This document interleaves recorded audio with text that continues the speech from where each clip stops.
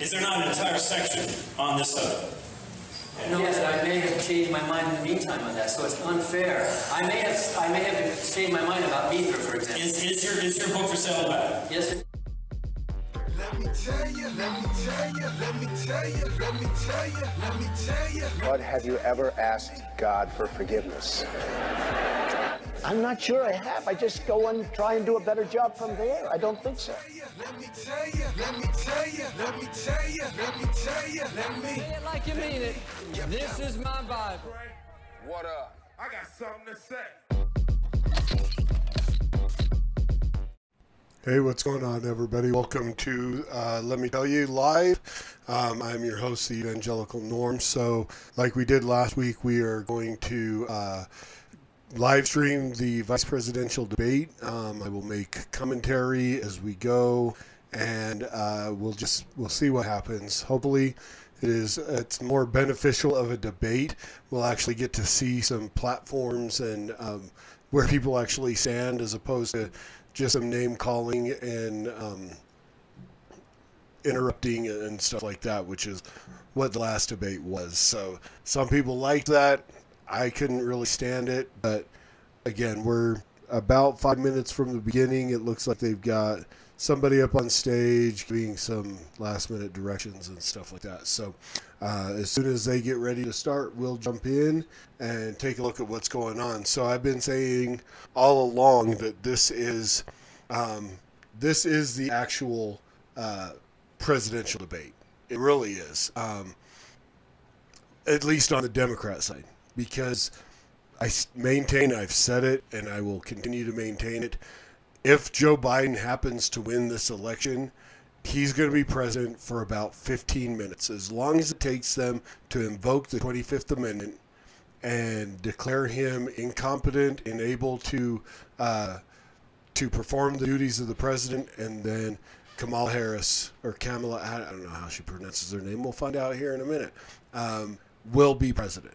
So I know everybody, well, not everybody, but most of the people I know are hoping that does not happen, but we'll see. We will see how it goes, and we'll go from there. So it's telling me my video resolution is bad, but it looks fine to me. So we're gonna just continue to go with it. So here we go. 3 minutes away. They're still got just a lot of stuff going on. So I guess I jumped in a little bit too early. My clock is about 2 minutes off from the television's clock. I am watching on Fox, if that makes a difference to anybody. I mean, at this point, it's just going to be the debate. There shouldn't be any commentary from the news people on here. So it looks like they are getting ready to start, so I'm going to go ahead and pull up this. I'm not going to go to the sound yet because it still looks like they're not quite ready. So we'll pull up the live stream and see what's happening. I'm seeing that there are 3 people watching now, but I don't see any names right now, so... if you're in the chat, if you're watching, just drop a hey, what's up? Let me know who's here. I'll try to keep up. I've got screen and screen and a screen and a screen.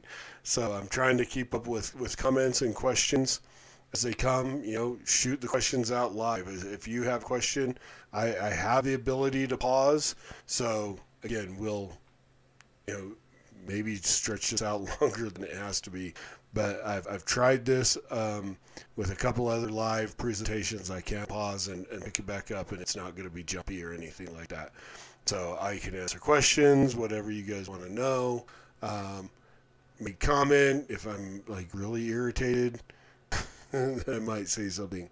But for the most part, I'm just going to have the debate up. I'm going to have my picture down here in the corner. We're going to go over to this screen. And then I'll just watch and let you guys watch the debate.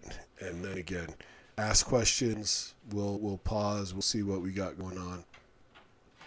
And and so on. And then I will bring up the sound here in a minute as soon as Vice President Pence and Kamala Harris take the stage. Looks like they may have them a little further distanced apart than Trump and Biden were. Again, for cautionary reasons with COVID and so on.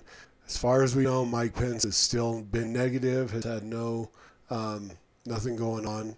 So Pence is negative. Trump, of course, positive, but back to work today. So looks like we are getting ready to start. So I'm going to put up sound. From the debate stage right there, that is Susan Page. She's going to be moderating tonight's event.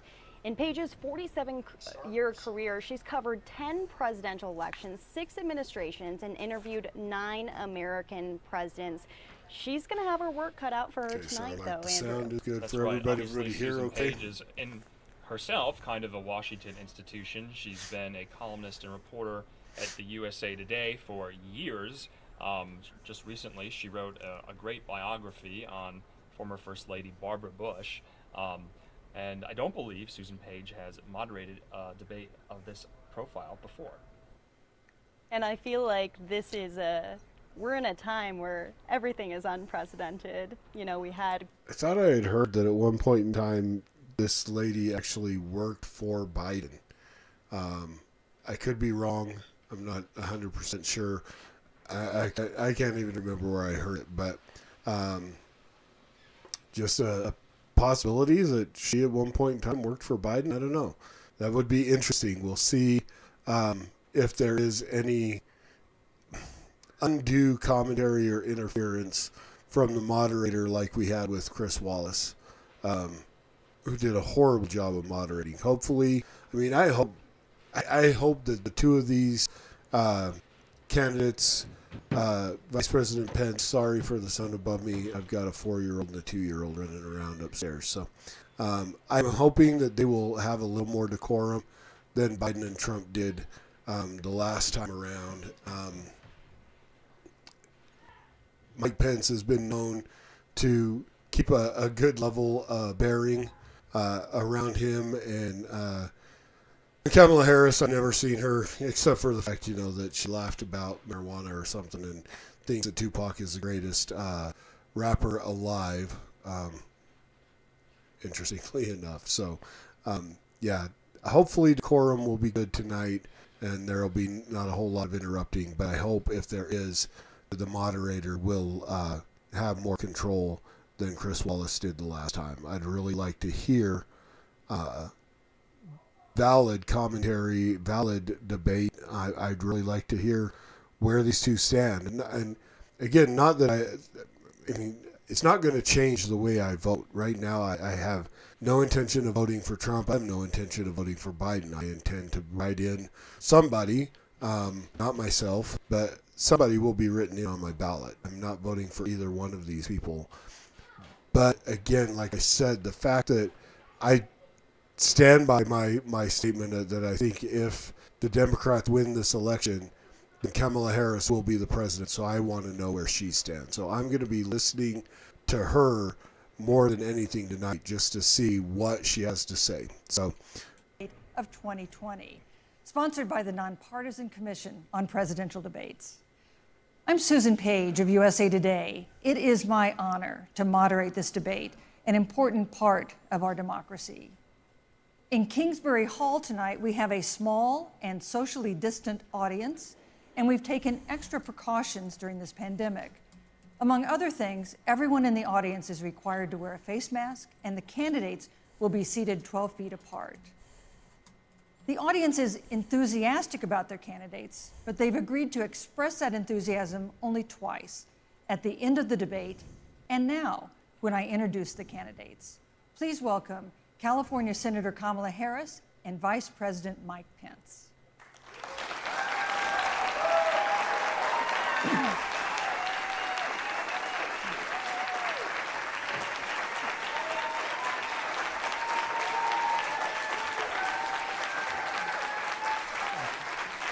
Thank you.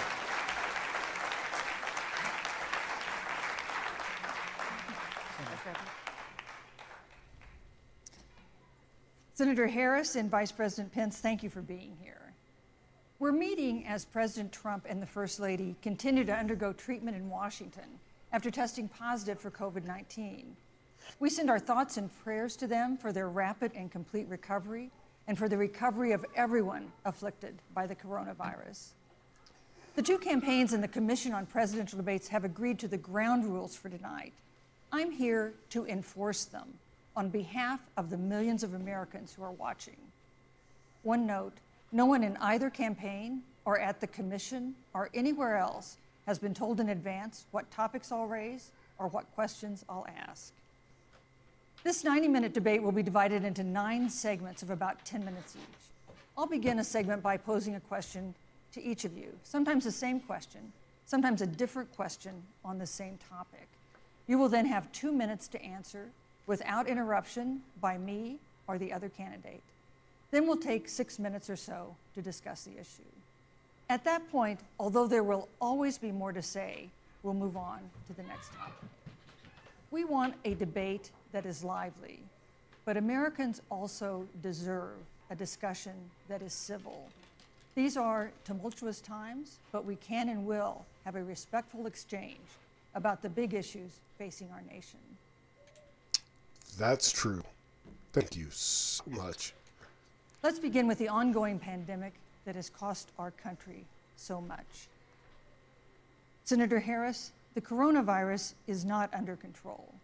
Over the past week, Johns Hopkins reports that 39 states have had more COVID cases over the past 7 days than in the week before. 9 states have set new records. Even if a vaccine is released soon, the next administration will face hard choices. What would a Biden administration do in January and February that a Trump administration wouldn't do? Would you impose new lockdowns for businesses and schools and hotspots? A federal mandate to wear masks? You have 2 minutes to respond without interruption. Thank you, Susan. Well, the American people have witnessed what is the greatest failure of any presidential administration in the history of our country. And here are the facts. 210,000 dead people in our country in just the last several months. Over 7 million people who have contracted this disease.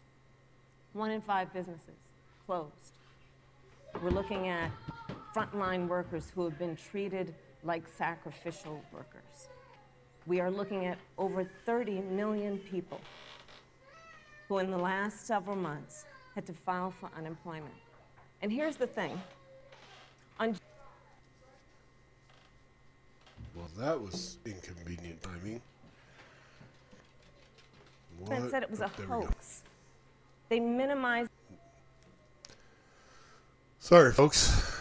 The seriousness of it. The president said you're on one side of his ledger if you wear a mask, you're on the other side of his ledger if you don't. And in spite of all of that, today they still don't have a plan. They still don't have a plan. Well, Joe Biden does. And our plan is about what we need to do around a national strategy for contact tracing, for testing, for administration of the vaccine, and making sure that it will be free for all. That is the plan that Joe Biden has and that I have, knowing that we have to get a hold of what has been going on, and we need to save our country. And Joe Biden is the best leader to do that, and frankly, this administration has forfeited their right to re-election based on this. Thank you, Senator Harris. Vice President Pence, more than 210,000 Americans have died of COVID-19. Fact checkers are going to have fun with that one. The U.S. death toll as a percentage of our population is higher than that of almost every other wealthy nation on earth. For instance, our death rate is 2.5 times that of Canada next door. You head the administration's coronavirus task force. Why is the U.S. death toll as a percentage of our population higher than that of almost every other wealthy country? And you have 2 minutes to respond without interruption. Susan, thank you. And I want to thank the Commission and the University of Utah for hosting this event. And Senator Harris, it's a privilege to be on the stage with you. And our nation has gone through a very challenging time this year. But I want the American people to know that from the very first day, President Donald Trump has put the health of America first. before there were more than 5 cases in the United States, all people who had returned from China. President Donald Trump did what no other American president had ever done, and that was he suspended all travel from China, the second largest economy in the world. Now, Senator Joe Biden opposed that decision. He said it was xenophobic and hysterical. But Oh, come on.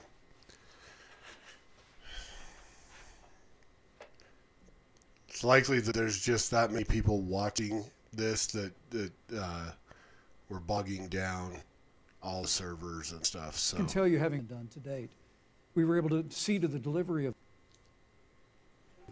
billions of supplies so our doctors and nurses had the resource and support they needed. And we began, really, before the month of February was out, to develop a vaccine and to develop medicines and therapeutics that have been saving lives all along the way. And under President Trump's leadership, Operation Warp Speed, we believe we'll have literally tens of millions of doses of a vaccine before the end of this year. The reality is, when you look at the Biden plan, it reads an awful lot like what President Trump and I and our task force have been doing every step of the way. I mean, quite frankly, when I look at their plan that talks about advancing testing, creating new PPE, developing a vaccine, it looks a little bit like plagiarism, which is something Joe Biden knows a little bit about. And I think the American people know that this is a president who has put the health of America first, and the American people, I believe with my heart, can be proud of the sacrifices they have made. It's saved countless American lives. Senator Harris, would you like to respond? Absolutely. Whatever the vice president is claiming the administration has done, clearly it hasn't worked. When you're looking at over 210,000 dead bodies in our country, American lives that have been lost, families that are grieving that loss. And you know, the vice president is the head of the task force and knew on January 28th how serious this was. And then thanks to Bob Woodward, we learned that they knew about it. And then when that was exposed, the vice president said, when asked, well, why didn't y'all tell anybody? He said, because the president wanted people to remain calm. Well, let's get no, but Susan, this is important. Susan, I want to add, Mr. Vice President, I'm speaking. I'm speaking. Yeah, you can have 15 more seconds, and then we'll give the Vice President a chance to respond. So I want to ask the American people, how calm were you when you were panicked about where you're going to get your next roll of toilet paper? How calm were you when your kids were sent home from school and you didn't know when they could go back? How calm were you when your children couldn't see your parents because you were afraid they could kill them? Let's give Vice President Pence a chance to respond. Vice President Pence, you have 1 minute to respond. You know, there's not a day gone by that I haven't thought of every American family that's lost a loved one. And I want all of you to know that you'll always be in our hearts and in our prayers. But when you say what the American people have done over these last 8 months hasn't worked, that's a great disservice to the sacrifices the American people have made. The reality, if I may finish, Senator, the reality is Dr. Fauci said everything that he told the president in the Oval Office, the president told the American people. Now, President Trump, I will tell you, has boundless confidence in the American people, and he always spoke with confidence that we'd get through this together. But when you say it hasn't worked, when Dr. Fauci and Dr. Birx and our medical experts came to us in the second week of March, they said if the president didn't take the unprecedented step of shutting down roughly half of the American economy, that we could lose 2.2 million Americans. Now, that's the reality. Thank you. They also said to us if we did everything right, Susan, we could still lose more than 200,000 Americans. Vice President Now, one Pence. life lost is too many, Susan. But the American people, I believe, deserve credit for the sacrifices that they have made, putting the health of their family and their neighbors first, our doctors, our nurses, our first responders. Thank you, Vice President Pence. And I'm going to speak up on behalf of what the American people have done. Vice President Pence, you were in the front row in a Rose Garden event 11 days ago at what seems to have been a super spreader event for senior administration and congressional officials. No social distancing, few masks, and now a cluster of coronavirus cases among those who were there. How can you expect Americans to follow the administration's safety guidelines to protect themselves from COVID when you at the White House have not been doing so? Well, the American people have demonstrated over the last 8 months that when given the facts, they're willing to put the health of their families and their neighbors and people they don't even know first. And President Trump and I have great confidence in the American people and their ability to take that information and put it into practice. In the height of the epidemic, when we were losing a heartbreaking number of 2,500 Americans a day, we surged resources to New Jersey and New York and New Orleans and Detroit. We told the American people what needed to be done, and the American people made the sacrifices. When the outbreak in the Sun Belt happened this summer, again, Americans stepped forward. But the reality is the work of the President of the United States goes on. A vacancy on the Supreme Court of the United States has come upon us, and the President introduced Judge Amy Coney Barrett. Thank you, Vice President. At that, if I may say, that Rose Garden event, there's been a great deal of speculation about it. My wife Karen and I were there and honored to be there. Many of the people who were at that event, Susan, actually were tested for coronavirus, and it was an outdoor event, which all of our scientists regularly and routinely advise. The difference here is President Trump and I trust the American people to make choices in the best interest of their health. Joe Biden and Kamala Harris consistently talk about mandates, and not just mandates with the coronavirus, but a government takeover of health care, the Green New Deal, all government control. We're about freedom and respecting the freedom of the American people. Let's talk about respecting the American people. You respect the American people when you tell them the truth. You respect the American people when you have the courage to be a leader speaking of those things that you may not want people to hear, but they need to hear so they can protect themselves. But this administration stood on information that if you had as a parent, if you had as a worker knowing you didn't have enough money saved up, and now you're standing in a food line because of the ineptitude of an administration that was unwilling to speak the truth to the American people. So let's talk about caring about the American people. The American people have had to sacrifice far too much because of the incompetence of this administration. It is asking too much of the people. Susan, we talked about it is asking too much of the people. That they would not be equipped with the information they need to help themselves to protect their parents and their children. Kamala Harris, Senator Harris, I'm sorry. It's fine, I'm Kamala. No, you're Senator Harris to me. For life to get back to normal, Dr. Anthony Fauci and other experts say that most of the people who can be vaccinated need to be vaccinated. But half of Americans now say they wouldn't take a vaccine if it was released now. If the Trump administration approves a vaccine before or after the election, should Americans take it, and would you take it? If the public health professionals, if Dr. Fauci, if the doctors tell us that we should take it, I'll be the first in line to take it, absolutely. But if Donald Trump tells us that we should take it, I'm not taking it. Vice President Pence, there have been a lot of repercussions from this pandemic. Makes sense. Why don't you just go out and get it? The president's diagnosis of COVID-19 has underscored the importance of the job that you hold and that you are seeking. That's our second topic tonight. It's the role of the vice president.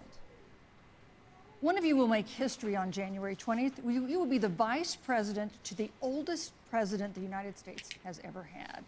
Donald Trump will be 74 years old on Inauguration Day. Joe Biden will be 78 years old. That already has raised concerns among some voters, concerns that have been sharpened by President Trump's hospitalization in recent days. Vice President Pence, have you had a conversation or reached an agreement with President Trump about safeguards or procedures when it comes to the issue of presidential disability? And if not, do you think you should? You have 2 minutes without interruption. Well, Susan, thank you, although I would like to go back. I think we need to move on to the issue of Well, thank you, but I would like to go back because the reality is that we're going to have a vaccine, Senator, in record time, in unheard of time, in less than a year. We have 5 companies in phase 3 clinical trials, and we're right now producing tens of millions of doses. So the fact that you continue to undermine public confidence in a vaccine, if the vaccine emerges during the Trump administration, I think is unconscionable. And Senator, I just ask you, stop playing politics with people's lives. The reality is that we will have a vaccine, we believe, before the end of this year. And it will have the capacity to save countless American lives. And your continuous undermining of confidence in a vaccine is just, it's just unacceptable. And let me also say, you know, the reality is when you talk about failure in this administration, we actually do know what failure looks like in a pandemic. It was 2009. The swine flu arrived in the United States. Thankfully, it ended up not being as lethal as the coronavirus. But before the end of the year, when Joe Biden was Vice President of the United States, not 7.5 million people contracted the swine flu. 60 million Americans contracted the swine flu. If the swine flu had been as lethal as the coronavirus in 2009, when Joe Biden was Vice President, we would have lost 2 million American lives. His own Chief of Staff, Ron Klain, would say last year that it was pure luck that they did, quote, everything possible wrong. And we learned from that. They left the Strategic National Stockpile empty. They left an empty and hollow plan, but we still learned from it. And I think the American people, I'm going to say again, can be proud of what we have done. And Senator, please stop undermining confidence in a vaccine. Senator Harris, let me ask you the same question that I asked Vice President Pence, which is, This have is you had the a answer I want to conversation hear anyway. or reached an agreement with Vice President Biden about safeguards or procedures when it comes to the issue of presidential disability? And if not, and if you win the election next month, do you think you should? You have 2 minutes uninterrupted.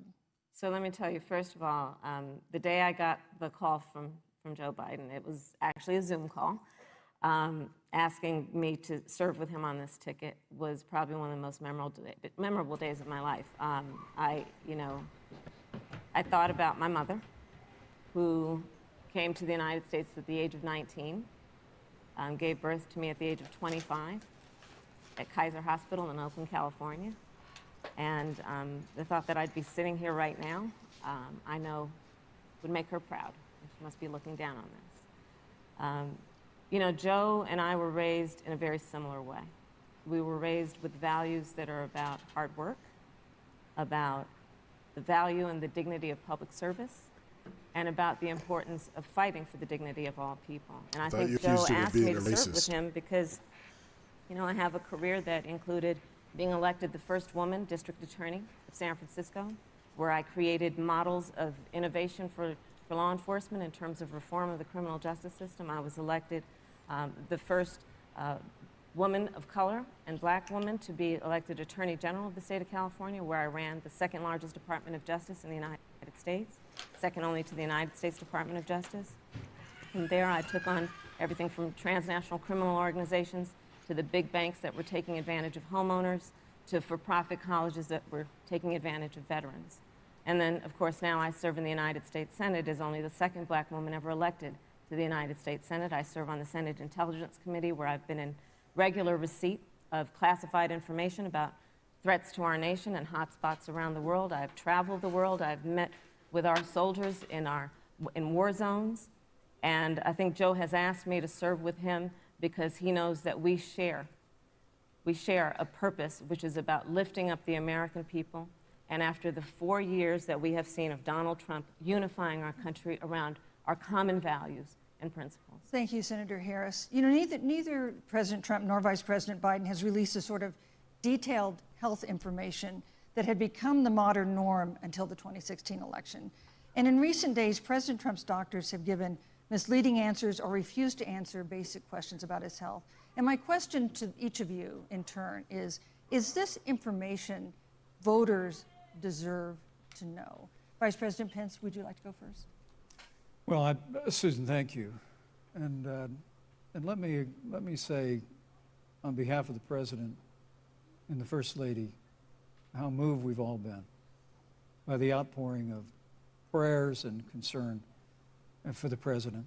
And I do believe it's emblematic of the prayers and the concern that have ushered forth for every American impacted by the coronavirus. But the care the President received at Walter Reed Hospital, the White House doctors, was exceptional. And the transparency that they practiced all along the way will continue. The American people have a right to know about the health and well-being of their President, and will continue to do that. But I'm just extremely grateful and was more than a little moved by the broad and bipartisan support. And Senator, I want to thank you and Joe Biden for your expressions of genuine concern. And I also want to congratulate you, as I did on that phone call, on the historic nature of your nomination. Thank you. I never expected to be on this stage 4 years ago, so I know the feeling. But the reality is we've got an election before the American people in the midst of this challenging year. And the stakes have never been higher, but I think the choice has never been clearer. I want to give Senator Harris a chance to respond to the same question I asked, which is, do voters have a right to know more detailed health information about presidential candidates and especially about presidents, especially when they're facing some kind of challenge? Absolutely, and that's why Joe Biden has been so incredibly transparent, and certainly by contrast, the president has not, both in terms of health records, but also let's look at taxes. We now know, because of great investigative journalism, that Donald Trump paid $750 in taxes. When I first heard about it, I literally said, "You mean $750,000? And it was like, no, $750. We now know Donald Trump owes and is in debt for $400 million. And just so everyone is clear, when we say in debt, it means you owe money to somebody. And it'd be really good to know who the President of the United States, the Commander-in-Chief, owes money to, because the American people have a right to know what is influencing the President's decisions. And is he making those decisions on the best interest of the American people, of you, or self-interest? So, Susan, I'm glad you asked about transparency, because it has to be across the board. Joe has been incredibly transparent over many, many years. The one thing we all know about Joe, he puts it all out there. He is honest, he is forthright. But Donald Trump, on the other hand, has been about covering up everything. Thank you, Senator Harris. I want to give you a chance to respond, Vice President. Well, look, I respect the fact that Joe Biden spent 47 years in public life. I respect your public service as well. Thank you. The American people have a president who's a businessman, who's a job creator, who's paid tens of millions of dollars in taxes, payroll taxes, property taxes. He's created tens of thousands of American jobs. And the president said those public reports are not accurate. And the president's also released literally stacks of financial disclosures the American people can review just as the law allows. But the distinction here is that Joe Biden, 47 years in public service, compared to President Donald Trump, who brought all of that experience 4 years ago. Thank you, Vice and President. turned this economy around by cutting taxes, rolling back regulation, Thank you, unleashing Vice American President. energy, Yes. fighting for free and fair trade, and all of that's Thank you, on the Vice line President. if Yes. Joe Biden and Kamala Harris. You know, that's a are in good the White segue into our third great topic, segue. which is about the economy. This has been another aspect of life for Americans that's been so affected by this coronavirus. We have a jobs crisis brewing. On Friday, we learned that the unemployment rate had declined to 7.9% in September, but the job growth had stalled, and that was before the latest round of layoffs and furloughs in the airline industry at Disney and elsewhere. Hundreds of thousands of discouraged workers have stopped looking for work. Nearly 11 million jobs that existed at the beginning of the year haven't been replaced. Those hardest hit include Latinos, blacks, and women. Senator Harris, the Biden-Harris campaign has proposed new programs to boost the economy, and you would pay for that new spending by raising $4 trillion in taxes on wealthy individuals and corporations. Some economists warn that could curb entrepreneurial ventures that fuel growth and create jobs. Would raising taxes put the recovery at risk? And you have 2 minutes to answer uninterrupted. Yes. On the issue of the economy, I think there couldn't be a more fundamental difference between Donald Trump and Joe Biden. Joe Biden believes you measure the health and the strength of America's economy based on the health and the strength of the American worker and the American family. On the other hand, you have Donald Trump, who measures the strength of the economy based on how rich people are doing, which is why he passed a tax bill benefiting the top 1% and the biggest corporations of America, leading to a $2 trillion deficit that the American people are going to have to pay for. On day one, Joe Biden will repeal that tax bill. He'll get rid of it. And what he'll do with the money is invest it in the American people.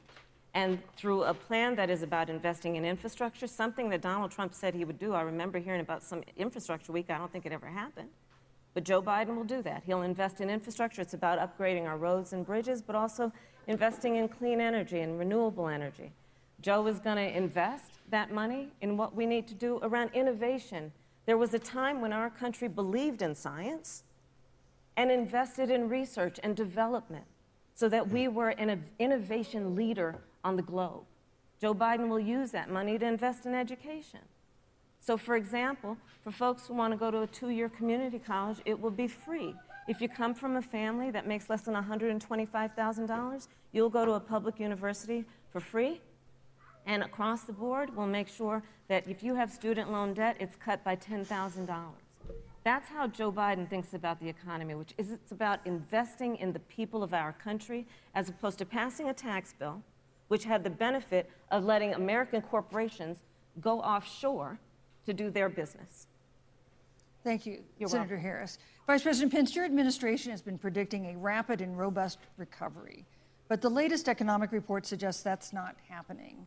Should Americans be braced for an economic comeback that is going to take not months, but a year or more? You have 2 minutes to answer uninterrupted. When President Trump and I took office, America had gone through the slowest economic recovery since the Great Depression. It's when Joe Biden was vice president, they tried to tax and spend and regulate and bail our way back to a growing economy. President Trump cut taxes across the board. Despite what Senator Harris says, the average American family of 4 had $2,000 in savings in taxes. And with the rise in wages that occurred, most predominantly for blue-collar, hardworking Americans, the average household income for a family of 4 increased by $4,000 following President Trump's tax cuts. But America, you just heard Senator Harris tell you, on day one, Joe Biden's going to raise your taxes. It's really remarkable to think, Susan.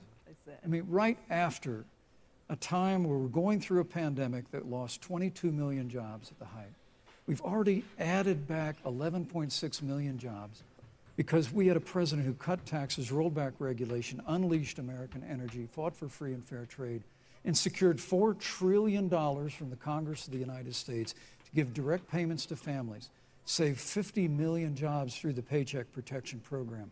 We literally have spared no expense to help the American people and the American worker through this.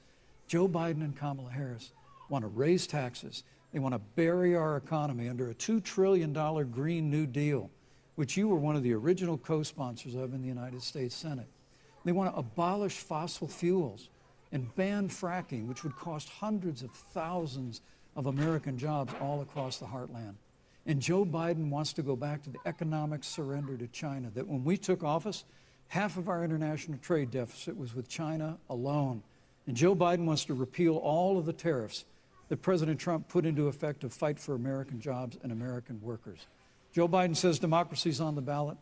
Make no mistake about it, Susan. The American economy, the American comeback is on the ballot with 4 more years of growth and opportunity, 4 more years of President Donald Trump.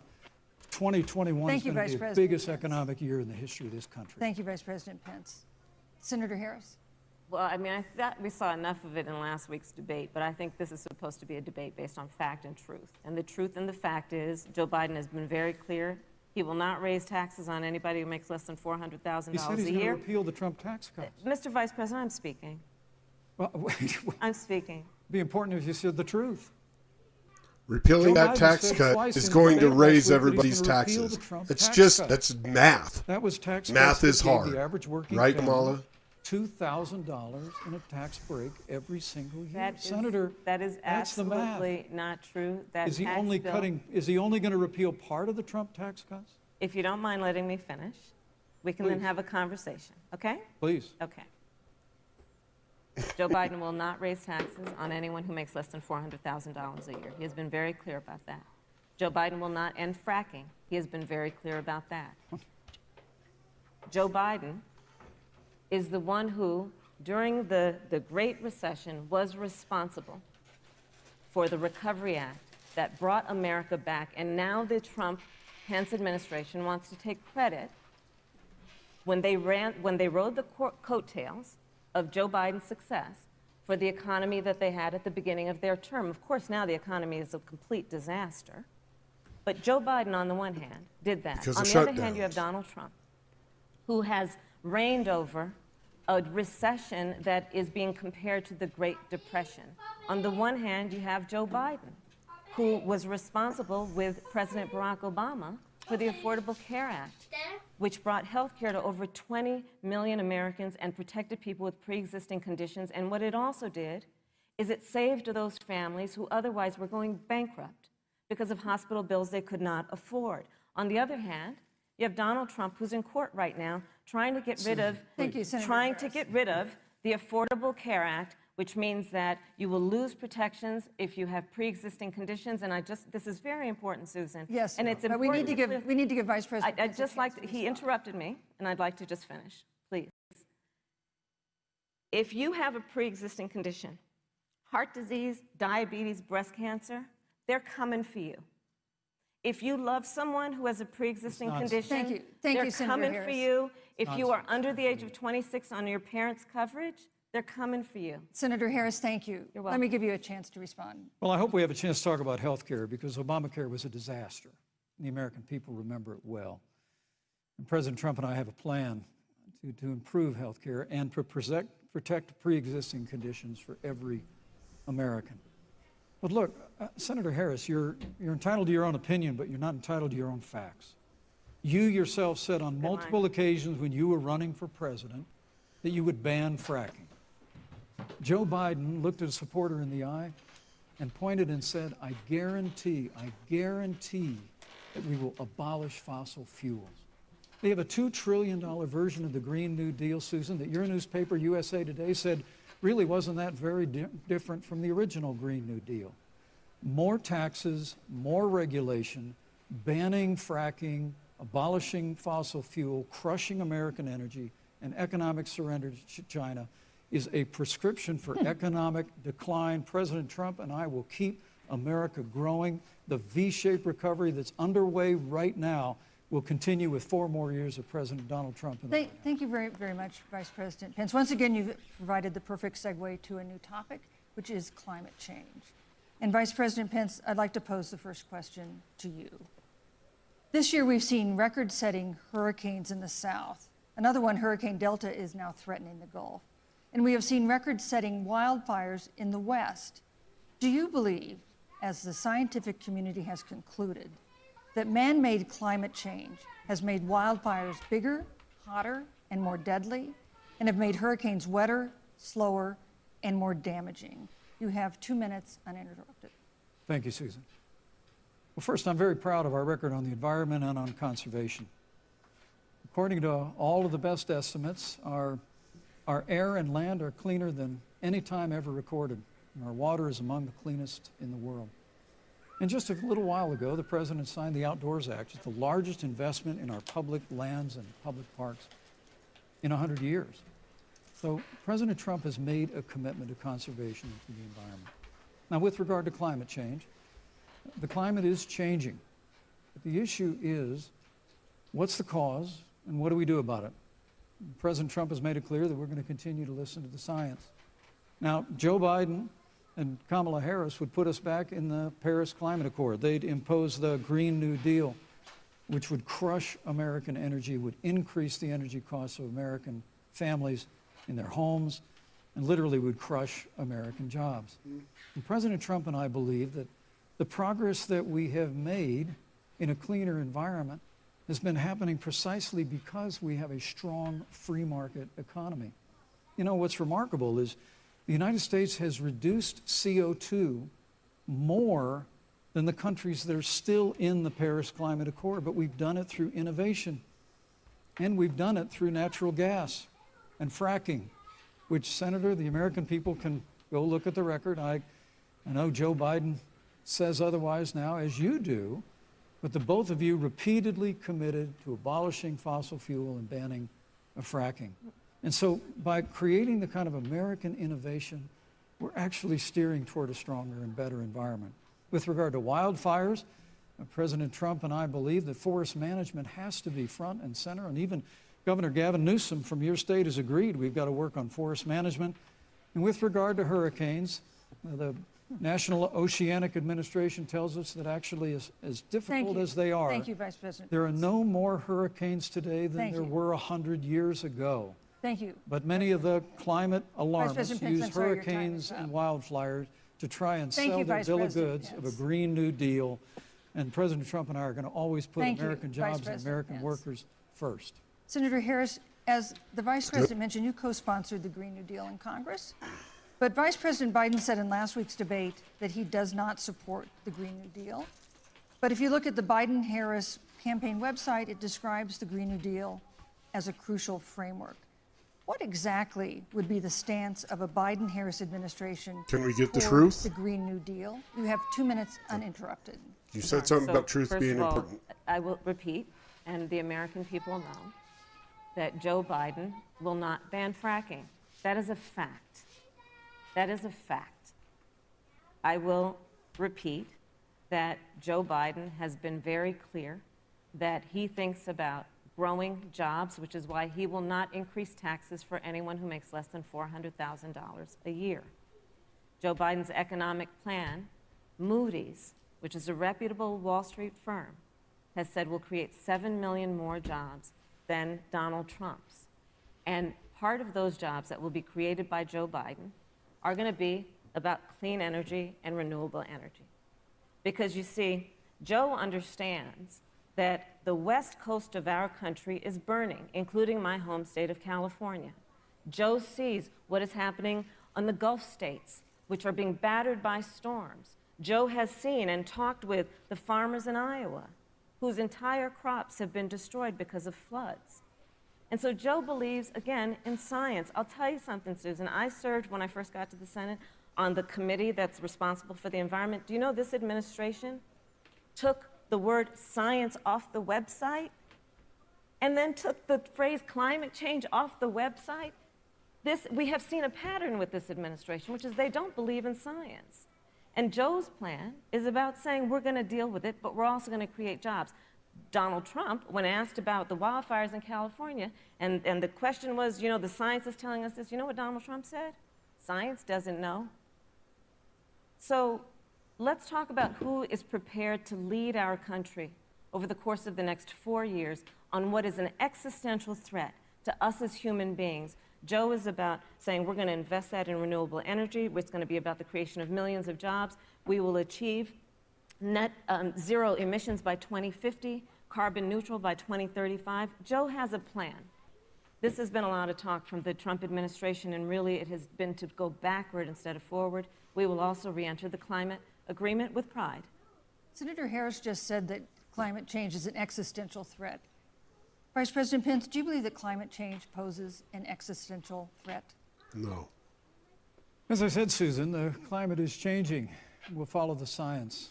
But once again, Senator Harris is denying the fact that they're going to raise taxes on every American. Joe Biden said twice in the debate last week that on day one he was going to repeal the Trump tax cuts.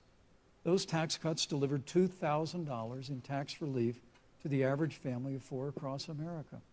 And with regard to banning fracking, I just recommend that people look at the record. You yourself said repeatedly that you would ban fracking. You were the first Senate co-sponsor of the Green New Deal. And while Joe Biden denied the Green New Deal, Susan, thank you for pointing out, the Green New Deal is on their campaign website. And as USA Today said, it's essentially the same plan as you co-sponsored with AOC when she submitted it in the Senate. And you just heard the senator say that she's going to resubmit America to the Paris Climate Accord. Look, the American people have always cherished our environment. We'll continue to cherish it. We've made great progress reducing CO2 emissions through American innovation and the development of natural gas through fracking. We don't need a massive $2 trillion Green New Deal that would impose all new mandates on American businesses and American families. Thank you. Joe Biden wants us to retrofit 4 million American business buildings. It makes no sense. It will cost jobs. President Trump is going to put America first. He's going to put jobs first, and we're going to take care of our environment and follow the science. Thank you, But, on the issue of jobs, Senator Harris. let's talk about that. The vice president earlier referred to, as part of what he thinks is an accomplishment, the president's trade war with China. You lost that trade war. You lost it. What ended up happening is because of a so-called trade war with China, America lost 300,000 manufacturing jobs. Farmers have experienced bankruptcy because of it. We are in a manufacturing recession because of it. And when we look at where this administration has been, there are estimates that by the end of the term of this administration, they will have lost more jobs than almost any other presidential administration. And the American people know what I'm talking about. You know, I think about 20-year-olds. You know, we have a 20-year-old, a 20-something-year-old, who are coming out of high school and college right now, and you're wondering, is there going to be a job there for me? We're looking at people who are trying to figure out how they're going to pay rent by the end of the month. Almost half of American renters are worried about whether they're going to be able to pay rent by the end of the month. This is where the economy is in America right now, and it is because of the catastrophe and the failure of leadership of this administration. Thank you, Senator Harris. Vice President Pence, let me give you just 15 seconds to respond, because then I want to move on to Well, I'd love to respond. Look, lost the trade war with China. Joe Biden never fought it. Joe Biden has been a cheerleader for communist China through over the last several decades. And again, Senator Harris, you're entitled to your opinion. You're not entitled to your own facts. When Joe Biden was vice president, we lost 200,000 manufacturing jobs, and President Obama said they were never coming back. He said we needed a magic wand to bring them back. In our first 3 years after we cut taxes, rolled back regulation, unleashed American energy, this administration saw 500,000 manufacturing jobs created. And that's exactly the kind of growth we're going to continue to see as we bring our nation through this pandemic. But a Green New Deal, your massive new mandates, your Paris Climate Accord, it's going to kill jobs this time, just like it killed jobs. I just need to respond very briefly. 15 seconds, and Thank then we'll move Thank you. Joe Biden is responsible for saving America's auto industry, and you voted against it. So let's set the record straight. Thank you. I'd like to talk about China. We have, as our next topic, we have no more complicated or consequential foreign relationship than the one with China. It is a huge market for American agricultural goods. It's a potential partner in dealing with climate change in North Korea. And in a video tonight, President Trump again blamed it for the coronavirus, saying China will pay. Vice President Pence, how would you describe our fundamental relationship with China? Competitors, adversaries, enemies? You have 2 minutes. Thank you, Susan. Well, before I leave that, let me speak to voting records if I can. You know, everybody knows that NAFTA cost literally thousands of American factories to close. We saw automotive jobs go south of the border. President Trump fought to renegotiate NAFTA. And the United States-Mexico-Canada agreement is now the law of the land. American people deserve to know Senator Kamala Harris was one of only 10 members of the Senate to vote against the USMCA. It was a huge win for American auto workers. It was a huge win for American farmers, especially dairy in the upper Midwest. But Senator, you said it didn't go far enough on climate change, that you put your radical environmental agenda ahead of American auto workers and ahead of American jobs. The American people deserve to know that. It's probably why Newsweek magazine said that Kamala Harris was the most liberal member of the United States Senate in 2019. More liberal than Bernie Sanders, more liberal than any of the others in the United States Senate. So now with regard to China, look, Susan, first and foremost, China is to blame for the coronavirus. And President Trump is not happy about it. He's made that very clear, made it clear again today. China and the World Health Organization did not play straight with the American people. They did not let our personnel into China to get information on the coronavirus until the middle of February. Fortunately, President Trump, in dealing with China from the outset of this administration, standing up to China that had been taking advantage of America for decades in the wake of Joe Biden's cheerleading for China, President Trump made that decision before the end of January to suspend all travel from China. And again, the American people deserve to know Joe Biden opposed President Trump's decision to suspend all travel from China. He said it was hysterical. He said it was Thank you, Vice xenophobic. President Pence. But President Trump has Vice President stood Pence, up your to time is China. up. We're going to continue to stand strong. Thank you, Vice President Pence. We want to improve the relationship, but we're going to level the playing field, and we're going to hold Vice President China Pence. accountable for what they did to America with the coronavirus. Thank you. That's a Senator strong Harris, let statement. me ask you the same Very question strong. that I asked the Vice President. And again, How I would you apologize for the describe noise from our upstairs. fundamental We got relationship children with over China? there. Are we You saw them. competitors, adversaries, enemies? You'll have 2 minutes uninterrupted. Susan, the Trump administration's perspective and approach to China has resulted in the loss of American lives, American jobs, and America's standing. There's a weird obsession that President Trump has had with getting rid of whatever accomplishment was achieved by President Obama and Vice President Biden. For example, they created within the White House an office that basically was responsible for monitoring pandemics. They got rid of it. Not true. There was a team of disease experts that President Obama and Vice President Biden dispatched to China to monitor what is now predictable and what might happen. They pulled them out. We now are looking at 210,000 Americans who have lost their lives.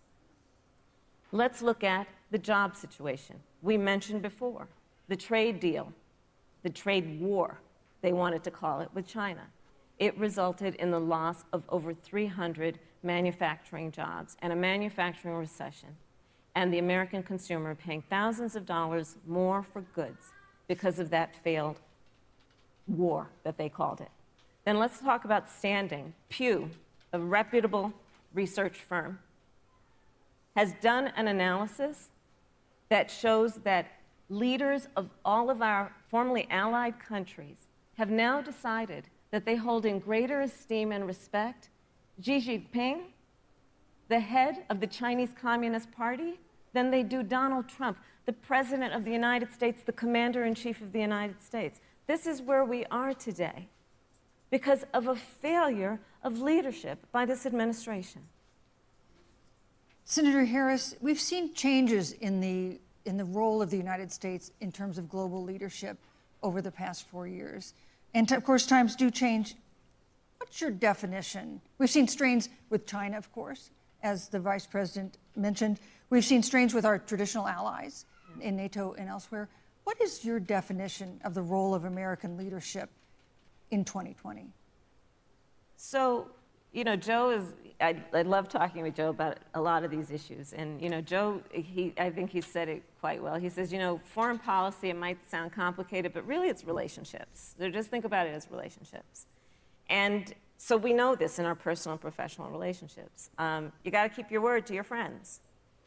You got to be loyal to your friends. People who've stood with you, you got to stand with them. You got to know who your adversaries are and keep them in check. But what we have seen with Donald Trump is that he has betrayed our friends and embraced dictators around the world. Let's take, for example, Russia. So, I serve on the Intelligence Committee of the United States Senate. America's intelligence community told us Russia interfered in the election of the President of the United States in 2016 and is playing in 2020. Christopher Wray, the director of the FBI, said the same. But Donald Trump, the Commander-in-Chief of the United States of America, prefers to take the word of Vladimir Putin over the word of the American intelligence community. You look at our friends at NATO. He has walked away from agreements. You can look at the Iran nuclear deal, which now has put us in a position where we are less safe because they are building up what might end up being a significant nuclear arsenal. We were in that deal, guys. We were in the Iran nuclear deal with friends, with allies around the country. And because of Donald Trump's unilateral approach to foreign policy, coupled with his isolationism, He pulled us out and has made America less safe. So, Susan, it's about relationships. And the thing that has always been part of the strength of our nation, in addition to our great military, has been that we keep our word. But Donald Trump doesn't understand that because he doesn't understand what it means to be honest. Thank you, Senator Harris. Vice President Pence, let me give you a chance to respond. Well, thank you. Well, President Trump kept his word when we moved the American embassy to Jerusalem, the capital of the state of Israel. When Joe Biden was vice president, they promised to do that, and they never did. We've stood strong with our allies, but we've been demanding. NATO is now contributing more to our common defense than ever before, thanks to President Trump's leadership. We've strengthened our alliances across the Asia-Pacific, and we've stood strong against those who would do us harm. You know, when President Trump came into office, ISIS had captured an area of the Middle East the size of Pennsylvania. But President Trump unleashed the American military, and our armed forces destroyed the ISIS caliphate and took down their leader, al-Baghdadi, without one American casualty. Al-Baghdadi was responsible for the death of thousands. But notably, America's hearts today are with the family of Kayla Mueller, her parents of which are here with us tonight in Salt Lake City. Today, 2 of the ISIS killers responsible for Kayla Mueller's murder were brought to justice in the United States. Jihadi John was killed on the battlefield along with the other Beetle. The reality is that when Joe Biden was vice president, we had an opportunity to save Kayla Mueller. It breaks my heart to reflect on it, but the military came into the Oval Office, presented a plan. They said they knew where Kayla was. Baghdadi had held her for 18 months, abused her mercilessly before they killed her. But when Joe Biden was vice president, they hesitated for a month. And when armed forces finally went in, it was clear she'd been moved 2 days earlier. And her family says with a heart that broke the heart of every American that if President Donald Trump had been president, they believe Kayla would be alive today. Thank you, Vice Look, President. we destroyed the ISIS caliphate. And you talk about re-entering the Iran nuclear deal. I mean, the last administration transferred $1.8 billion to the leading state sponsor Thank you, Vice of President terrorism. Pence. President Donald Trump got us out of the deal. Thank you, Vice President Pence. And when Qasem Soleimani was traveling to Baghdad Thank you, to do Vice President harm Pence. to Americans, President Donald Trump took Thank you, him Vice out. President Pence. And America is safer, our allies are safer, and the American people know President Donald Trump will never Thank you, Vice President take Pence. action. I would like to give Senator Harris a chance to respond, but not at such great length because, of course, there are other topics we want to talk about. But I would like equal time. Yes. Thank you. Please go ahead. First of all, to the Mueller family, I know about your daughter's case, and I'm so sorry. I'm so sorry. What happened to her is awful, and it should have never happened. And I know Joe feels the same way. And I know that President Obama feels the same way. But you mentioned Soleimani. Let's start there. So after the strike on Soleimani, there was a counter strike on our troops in Iraq. And they suffered serious brain injuries. And do you know what Donald Trump dismissed them as? Headaches. And this is about a pattern of Donald Trump's, where he has referred to our men who are serving in our military as suckers and losers. Donald Trump, who went to Arlington Cemetery and stood above the graves of our fallen heroes and said, what's in it for them? Because, of course, you know, he only thinks about what's in it for him. Let's take what he said about John McCain, a great American hero. And Donald Trump says he doesn't deserve to be called a hero because he was a prisoner of war. And this is very important when you want to talk about who is the current commander-in-chief and what they care about and what they don't care about.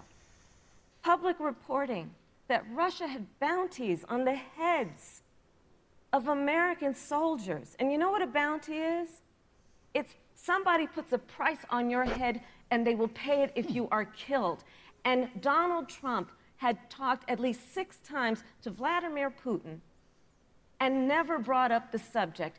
Joe Biden would never do that. Thank Joe you. Biden would, but Joe Biden would hold Russia to account for any threat to our nation's security or to our troops who are sacrificing their lives for the sake of our democracy and our safety. Thank you, Senator Harris. This is such an important issue, but we have other important issues as well. And Susan, I want to make sure we have a chance I really have to talk respond about to that. Look, she has 15 seconds because well, I got to we're have trying more to than keep. that. Look, well, I'm sorry, but Vice President look, Pence, you've had more time than look, she's the, had the so far. Slanders against President Donald Trump regarding men and women of our armed forces are absurd.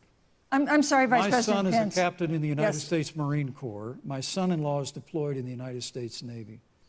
I can assure all of you, with sons and daughters serving in our military, President Donald Trump not only respects but reveres all of those who serve in our armed forces, and any suggestion otherwise is ridiculous.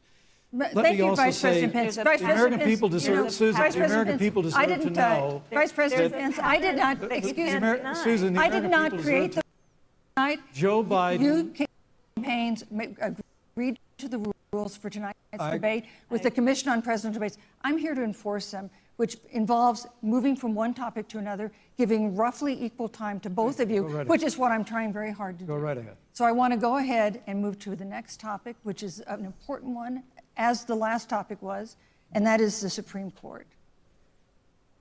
On Monday, the Senate Judiciary Committee is scheduled to open hearings on Amy Coney Barrett's nomination to the Supreme Court. Senator Harris, you'll be there as a member of the committee. Her confirmation would cement the court's conservative majority and make it likely open to more abortion restrictions, even to overturning the landmark Roe v. Wade ruling. Access to abortion would then be up to the states. Vice President Pence, you're the former governor of Indiana. If Roe v. Wade is overturned, what would you want Indiana to do? Would you want your home state to ban all abortions? You have 2 minutes, uninterrupted. Well, thank you for the question, but I'll use a little bit of my time to respond to that very important issue before. The American people deserve to know Qasem Soleimani, the Iranian general, was responsible for the death of hundreds of American service members. When the opportunity came, we saw him headed to Baghdad to kill more Americans. President Trump didn't hesitate, and Qasem Soleimani is gone. But you deserve to know that Joe Biden and Kamala Harris actually criticized the decision to take out Qasem Soleimani. It's really inexplicable, but with regard to Joe Biden, it's explainable. Because history records that Joe Biden actually opposed the raid against Osama bin Laden. It's absolutely essential that we have a commander-in-chief who will not hesitate to act to protect American lives and to protect American service members, and that's what you have in President Donald Trump. Please transition now, with to regard abortion. to the Supreme Court of the United States, let me say President Trump and I could not be more enthusiastic about the opportunity to see Judge Amy Coney Barrett become Justice Amy Coney Barrett. She's a brilliant woman, and she will bring a lifetime of experience and a sizable American family to the Supreme Court of the United States. And our hope is, in the hearing next week, unlike Justice Kavanaugh received with treatment from you and others, we hope she gets a fair hearing. And we particularly hope that we don't see the kind of attacks on her Christian faith that we saw before. I mean, the Democrat chairman of the Judiciary Committee before, when Judge Barrett was being confirmed for the Court of Appeals, expressed concern that the dogma of her faith lived loudly in her. Dick Durbin of Illinois said that it was a concern.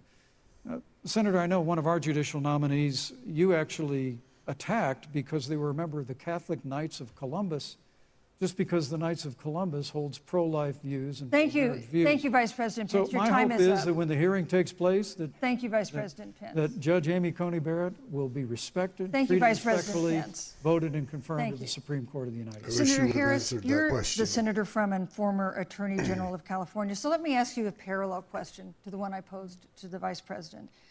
If Roe v. Wade is overturned, what would you want California to do? Would you want your home state to enact no restrictions on access to abortion? And you have 2 minutes uninterrupted. Thank you, Susan. First of all, Joe Biden and I are both people of faith, and it's insulting to suggest that we would knock anyone for their faith. And in fact, Joe, if Check the elected, record, will be Kamala. only the second practicing Catholic as President of the United States. On Who's the been issue denied of this, communion of this multiple times nomination, because of his views on abortion. Joe and I are very clear, as are the majority of the American people. We are 27 days before the decision about who will be the next president of the United States.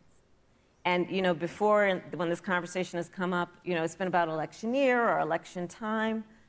We're literally in an election. Over 4 million people have voted. People are in the process of voting right now. Well, at least she's and not so answering Joe the has been question very either. clear, as the American people are. Let the American people fill that seat in the White House, and then we'll fill that seat on the United States Supreme Court. And to your point, Susan, the issues before us couldn't be more serious. There's the issue of choice, and I will always fight for a woman's right to make a decision about her own body. It should What about be the her body decision inside and her not that body? of Donald Trump and the Vice President, Michael Pence. What about But the let's body also inside look her at what body? else is before the court. It's the It's not her Affordable body. Care Act. Like, literally in the midst of a public health pandemic, when over 210,000 people have died and 7 million people probably have what will be in the future considered a pre-existing condition because you contracted the virus. Donald Trump is in court right now trying to get rid of the Affordable Care Act. And I said it before, and it bears repeating. This means that there will be no more protections, if they win, for people with pre-existing conditions. This means that over 20 million people will lose your coverage. It means that if you're under the age of 26, you can't stay on your parents' coverage anymore. And here's the thing. The contrast couldn't be more clear. They're trying to get rid of the Affordable Care Act. Joe Biden is saying, let's expand coverage. Let's give you a choice of a public option or private coverage. Let's bring down premiums. Thank you, Senator Let's Harris. lower Medicare eligibility to 60. Thank you, Senator. That's true Harris. leadership. You know, you mentioned earlier, Vice President Can Pence. someone that the answer a president was question about committed abortion, to please? Maintaining protections for people with pre-existing conditions.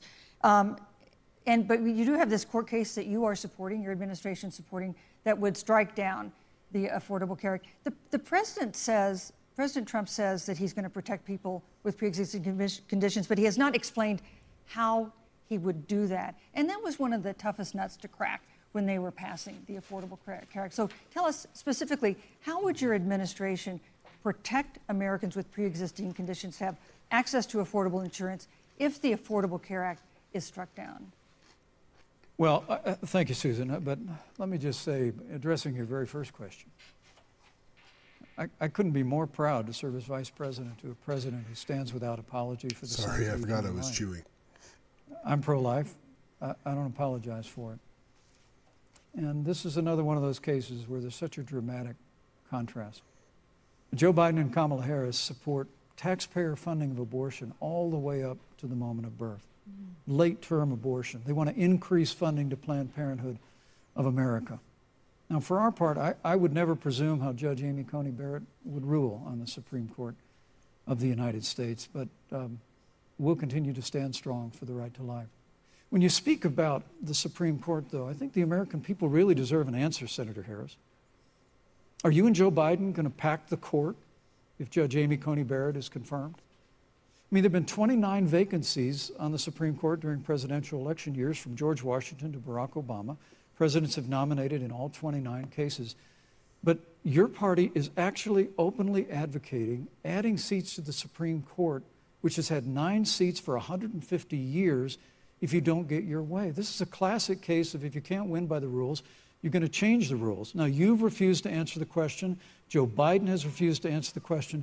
So I think the American people would really like to know, if Judge Amy Coney Barrett is confirmed to the Supreme Court of the United States, are you and Joe Biden, if somehow you win this election, going to pack the Supreme Court to get your way? I'm so glad we went through a little history lesson. Let's do that a little more. In 1864... Well, I'd like you to answer the question. No, Mr. Vice President, I'm speaking. I'm speaking. Okay. In 1864, one of the, I think, political heroes, certainly of the president, I assume of you also, Mr. Vice President, is Abraham Lincoln. Mm-hmm. Abraham Lincoln was up for re-election. And it was 27 days before the election. And a seat became open on the United States Supreme Court. Abraham Lincoln's party was in charge not only of the White House, but the Senate. But Honest Abe said it's not the right thing to do. The American people deserve to make the decision about who will be the next president of the United States. And then that person can select who will serve for a lifetime on the highest court of our land. And so Joe and I are very clear. The American people are voting right now, and it should be their decision about who will serve on this most important body for a lifetime. Thank you, And Senator the Harris. people, Susan, are voting right now. They'd like to know if you and Joe Biden are going to pack the Supreme Court if you don't get your way in this nomination. Let's talk about packing. You once Come again on. gave a non-answer. Joe Biden gave a non-answer. Trying to answer you the now. American people deserve a straight answer. And if you haven't figured it out yet, the straight answer is they are going to pack the Supreme Court if they somehow win this election. Men and Mr. women, Vice President, I got to I tell you, think people across this country, if you cherish our Supreme Court, if you cherish the separation of powers, you need to reject the Biden-Harris ticket. Come November the 3rd, re-elect President Donald Trump, and we'll stand by that separation of powers in a 9-seat Supreme Court. Yeah, let's talk about packing the court then. Let's talk about the Please. fact. Yeah, I'm about to. So the Trump-Pence administration has been, because I sit on the Senate Judiciary Committee, Susan, as you mentioned, and I've witnessed the appointments for lifetime appointments to the federal courts, district courts, courts of appeal. People who are purely ideological, people who have been reviewed by legal professional organizations and found to have been not competent, are substandard. And do you know that of the 50 people who President Trump appointed to the Court of Appeals for lifetime appointments, not one is black? This is what they've been doing. You want to talk about packing a court? Let's have that discussion. All right, thank you. Still Thank you, didn't Senator. answer the Let's question. go on and talk about the issue of racial And it's a ridiculous justice. I response. just want the record to reflect she never answered the question. Never answered the question. But the American And people all in of the those next people that debate, were Joe Biden substandard. will answer the question, Thank you- but I think thank the you. American people know the answer. Thank you, Vice President. All right, I got to pause. In March, Breonna I gotta Taylor- pause. I wasn't going to pause. I wasn't going to extend this longer. All of those people that you say were reviewed as substandard, you confirmed. So Kamala Harris, you stand by this statement that these people were unqualified and substandard, and you confirmed them. How many of them did you not vote for? That's what I'd like to know your record. And yes, again, you didn't answer the question. A 26-year-old emergency room technician in Louisville was shot and killed after police officers executing a search warrant in a narcotics investigation broke into her apartment. The police said they identified themselves. Taylor's boyfriend said he didn't hear them do that. He used a gun registered to him to fire a shot, which wounded an officer. The officers then fired more than 20 rounds into the apartment. They say they were acting in self-defense. None of them have been indicted in connection with her death. Senator Harris, in the case of Breonna Taylor, was justice done? You have 2 minutes. I don't believe so. And I've talked with Breonna's mother, Tamika Palmer, and her family. And her family deserves justice. She was a beautiful young woman. She had as her life goal to become a nurse, and she wanted to become an EMT to first learn what's going on out on the street so she could then become a nurse and save lives. And her life was taken unjustifiably and tragically and violently.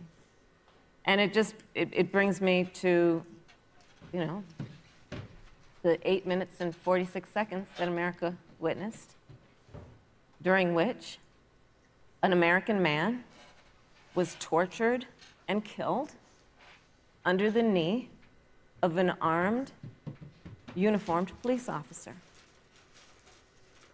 And people around our country of every race, of every age, of every gender, perfect strangers to each other, marched shoulder to shoulder, arm in arm, fighting for us to finally achieve that ideal of equal justice under law. And I was a part of those peaceful protests.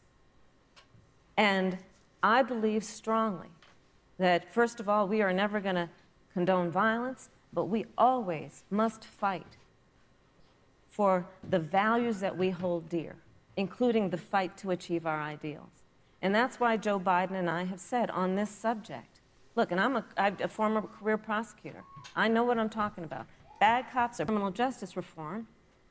Get rid of private prisons and cash bail, and we will decriminalize marijuana, and we will expunge the records of those who have been convicted of marijuana. This is a time for leadership on a tragic issue of unarmed black people in America who have been killed. Senator Harris.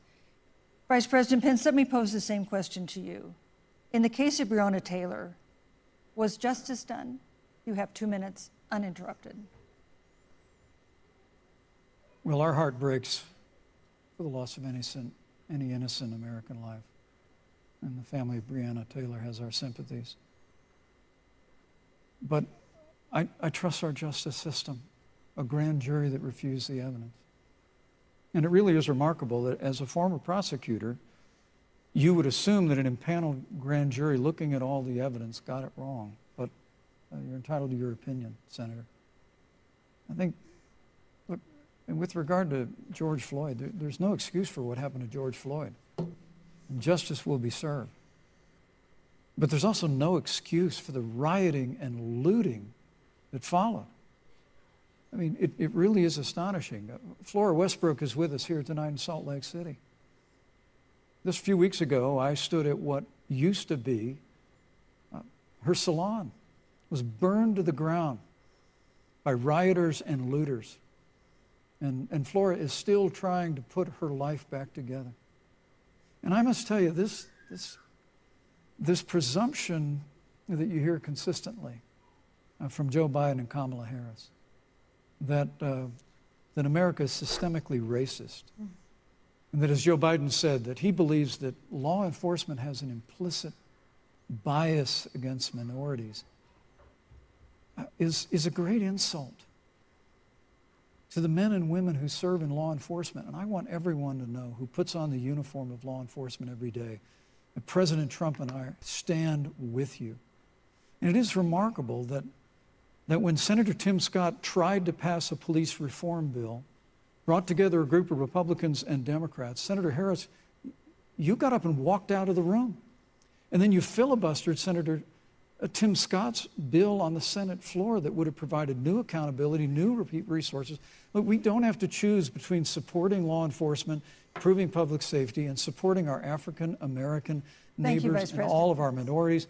Under President Trump's leadership, we'll always stand with law enforcement, and we'll do what we've done from day one, and that is improve the lives of African Americans. Thank you, Vice President Pence. Record unemployment, record investments in education, and we'll fight for school choice for all of our minorities. Thank you, Vice President. I'd like to respond.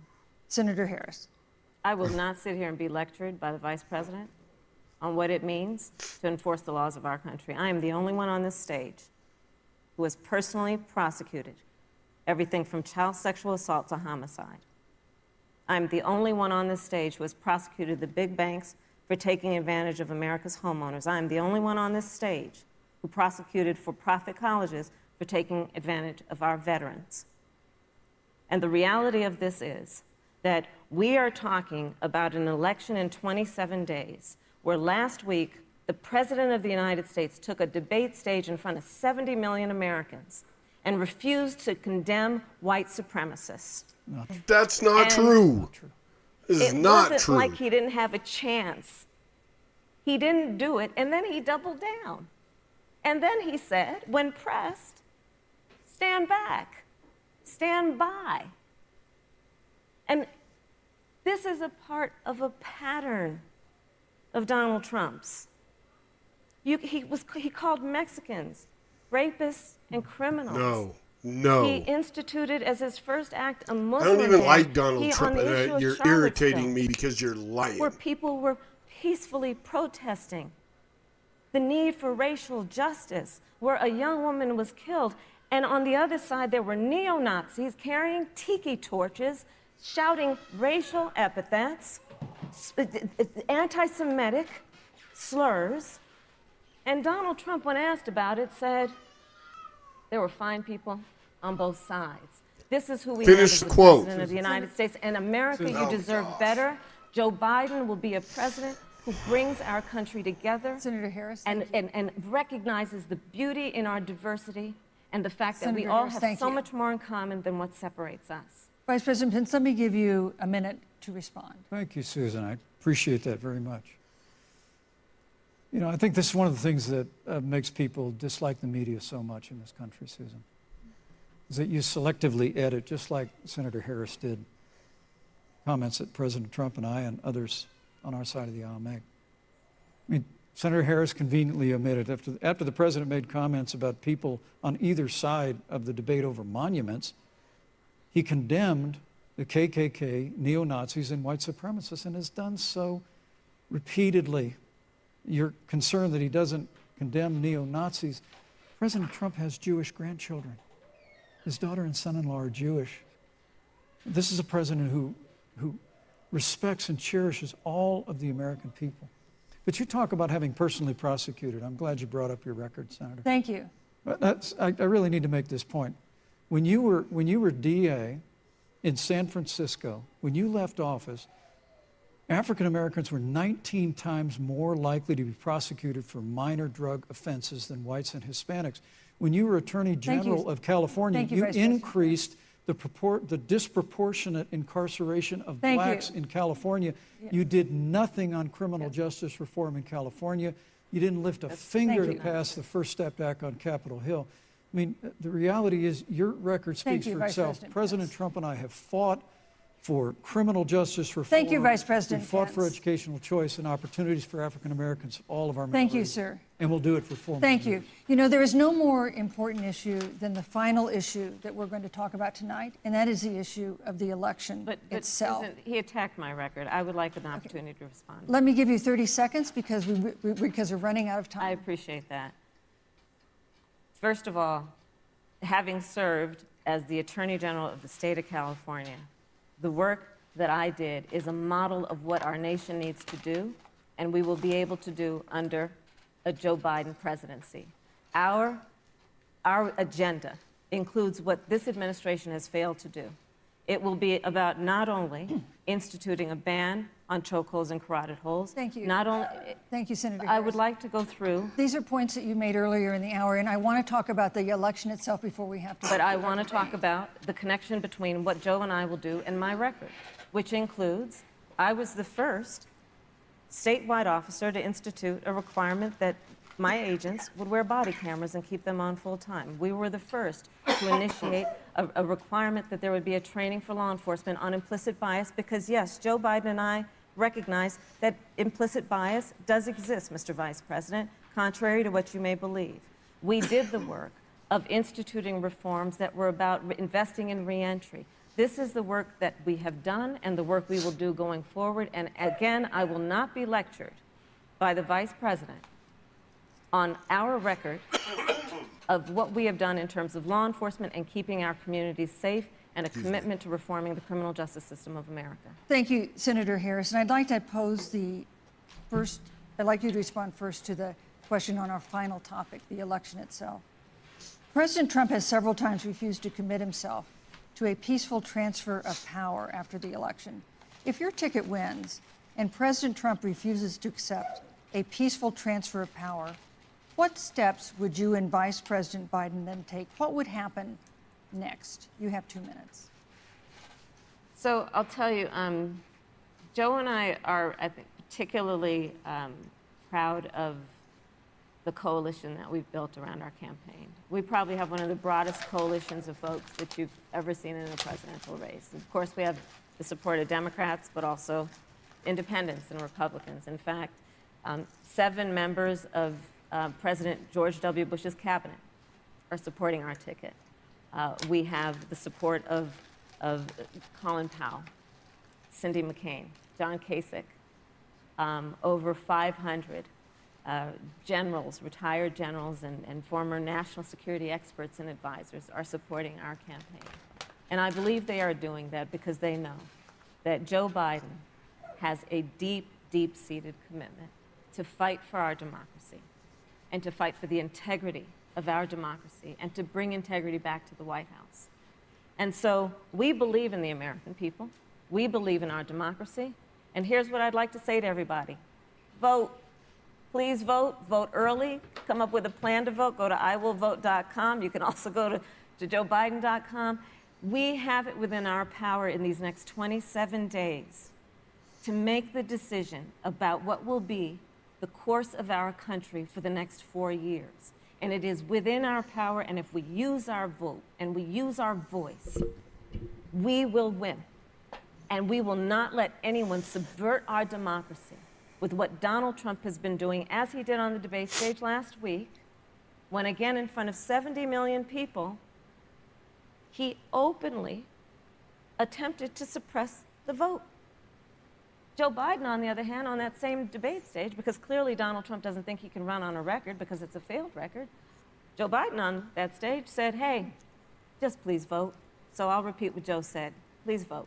Thank you, Senator. Vice President Pence, President Trump has several times refused to commit himself to a peaceful transfer of power after the election. If Vice President Biden is declared the winner and President Trump refuses to accept a peaceful transfer of power, what would be your role and responsibility as Vice President? What would you personally do? You have 2 minutes. Well, Susan, first and foremost, I think we're going to win this election. Because while Joe Biden and Kamala Harris rattle off a long litany of the establishment in Washington, D.C., an establishment that Joe Biden's been a part of for 47 years, President Donald Trump has launched a movement of everyday Americans from every walk of life. And I have every confidence that those same Americans that delivered that historic victory in 2016, they see this president's record where we rebuild our military. We revived our economy through tax cuts and rolling back regulation, fighting for fair trade, unleashing American energy. We appointed conservatives to our federal courts at every level. And we stood with the men and women of law enforcement every single day. And I think that movement of Americans has only grown stronger in the last 4 years. But when you talk about accepting the outcome of the election, I must tell you, Senator, your party has spent the last 3.5 years trying to overturn the results of the last election. It's amazing. When Joe Biden was Vice President of the United States, the FBI actually spied on President Trump and my campaign. I mean, there were documents released this week that the CIA actually made a referral to the FBI documenting that those allegations were coming from the Hillary Clinton campaign. And of course, we've all seen the avalanche, what you put the country through for the better part of 3 years until it was found that there was no obstruction, no collusion, case closed. And then, Senator Harris, you and your colleagues in the Congress tried to impeach the President of the United States over a phone call. And now Hillary Clinton has actually said to Joe Biden that in her words, under no circumstances should he concede the election. So let me just say, I think we're going to win this election. President Trump and I are fighting every day in courthouses to prevent Joe Biden and Kamala Harris from changing the rules and creating this universal mail-in voting that will create a massive opportunity for voter fraud. And we have a free and fair election. We know we're going to have confidence in it. And I believe in all my heart that President Donald Trump's going to be reelected for 4 more years. You know, I've written all the questions that I've asked tonight, but for the final question of the debate, I'd like to read a question that someone else wrote. The Utah Debate Commission asked students in the state to write essays about what they would like to ask you. And I want to close tonight's debate with the question posed by Brecklin Brown. She's an 8th grader at Springville Junior High in Springville, Utah. And here's what she wrote, quote, "When I watch the news, all I see is arguing between Democrats and Republicans. When I watch the news, all I see is citizen fighting against citizen.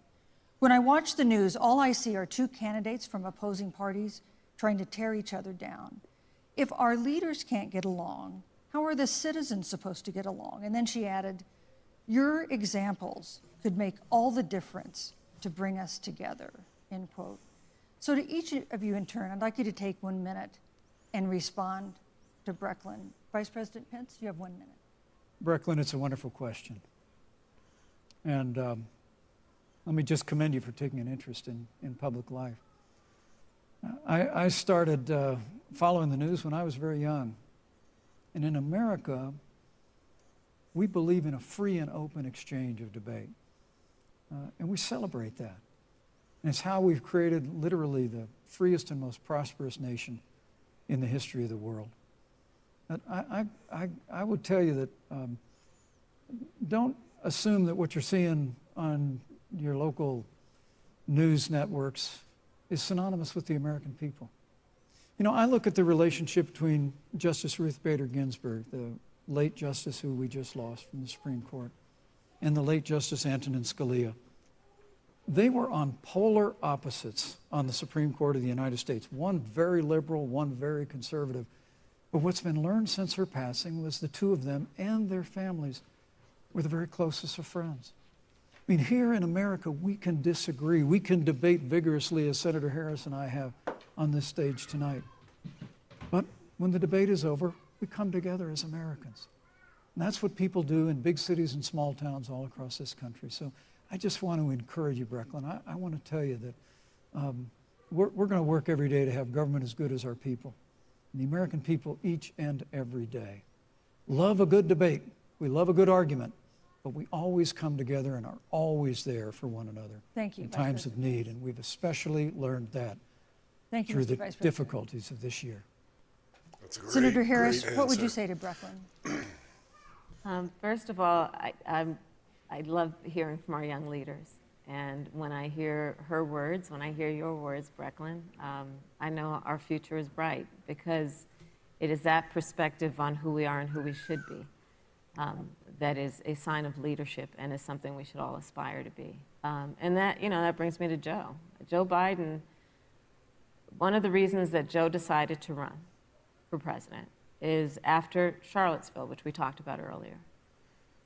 It so troubled him and upset him like it did all of us, that there was that kind of hate and division. What propelled Joe to run for president was to see that over the course of the last 4 years, what Brecklin described has been happening. Joe has a long-standing reputation of working across the aisle and working in a bipartisan way. And that's what he's going to do as president. Joe Biden has a history of lifting people up and fighting for their dignity. You mean you have to know Joe's story to know that Joe has known pain, he has known suffering, and he has known love. And so, Brecklin, when you think about the future, I do believe the future is bright.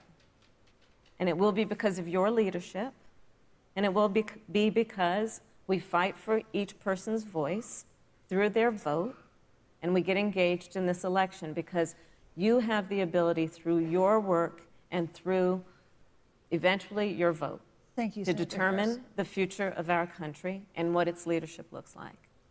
Thank you, Senator Harris. Thank you, Vice President Pence. Thank you so much for being with us tonight. We want to thank also the University of Utah for its hospitality, and most of all, our thanks to all the Americans who watched this debate tonight. Again, our best wishes for a quick recovery to President Trump, the First Lady, and everyone who is battling COVID-19. The second presidential debate is next week on October 15th, a town hall style debate in Miami. We hope you'll join us then. Good evening. All right, so there we go. I'm gonna actually cut this feed and let this just go on and post, and then I will restart another feed and kind of give just an overview of what I thought, and then we'll post that. So I'm probably gonna do it live again. That way I can look and see if there's any questions. I mean, I've got 3 people watching, and I think actually I count for one of those people.